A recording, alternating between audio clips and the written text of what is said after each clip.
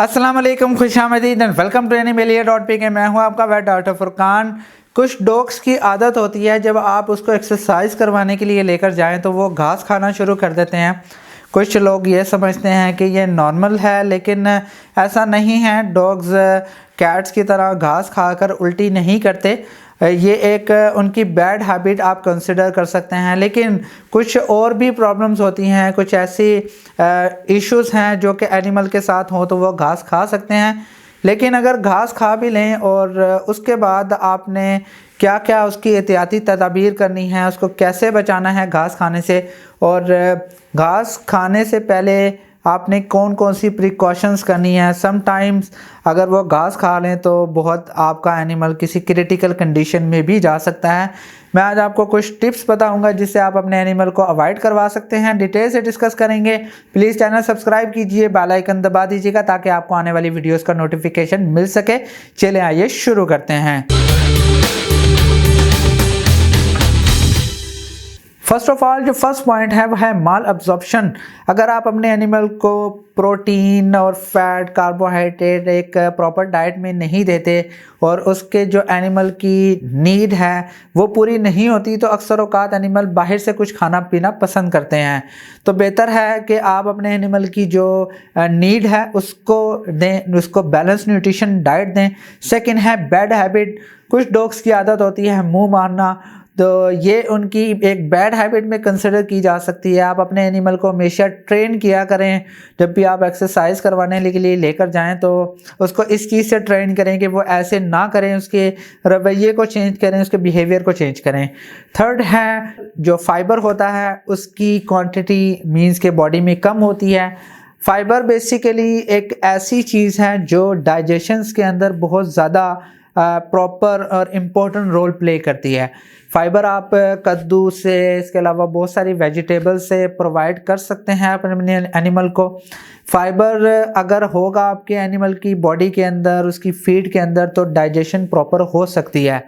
अगर फाइबर नहीं होगा तो एनिमल इस कंडीशन में भी जाएगा क्योंकि वो घास खाना भी शुरू करेगा। उसके बाद उसको जो डाइजेशन इश्यूज भी आ सकते हैं, डायरिया या वोमिटिंग वगैरह भी हो सकती है।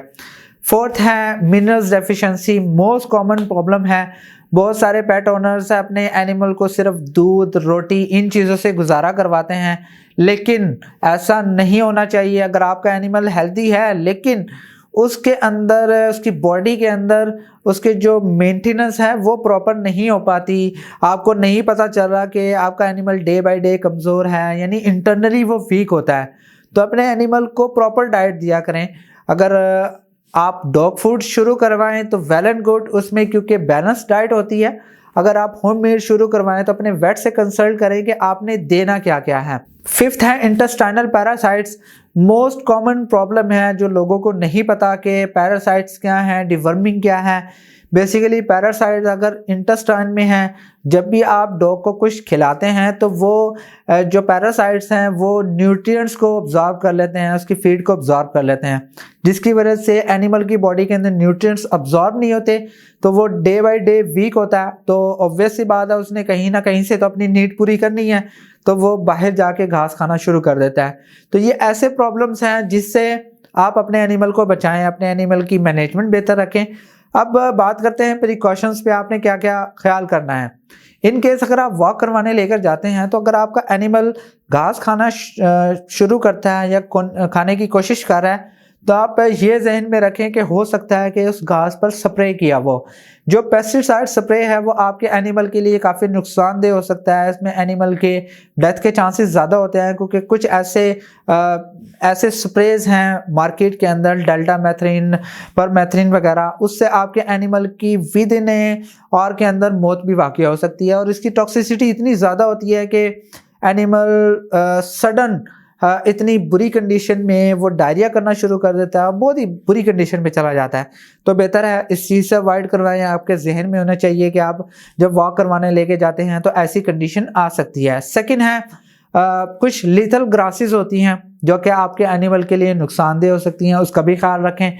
नेक्स्ट है अगर एनिमल की आदत होती है स्निफिंग करना, किसी भी चीज़ को सूंघना, तो बेहतर है यही कोशिश किया करें कि डॉग को ख़ास तौर पे अगर पपी है ख़ास तौर पे उसको स्निफ ना करवाएं करें घास के पास। उसकी रीज़न है अगर वो नॉन वैक्सीनेटेड है, वैक्सीनेटेड है तो मिनिमम चांस होते हैं, अगर वैक्सीनेटेड नहीं है स्निफिंग से ये होगा कि हो सकता है कि किसी का डॉग वहाँ पर आया हो, उसने यूरिन या फीसिस किए हो, तो उससे ये होगा कि आपके डॉग को वो डिजीज़ लग सकती है।